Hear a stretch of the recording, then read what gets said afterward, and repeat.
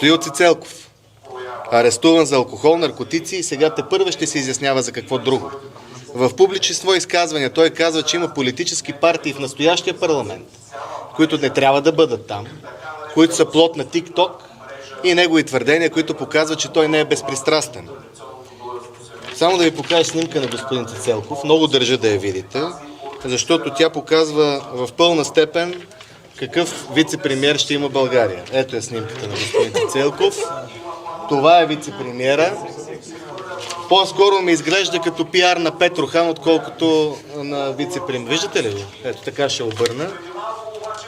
Това е вице-премиера.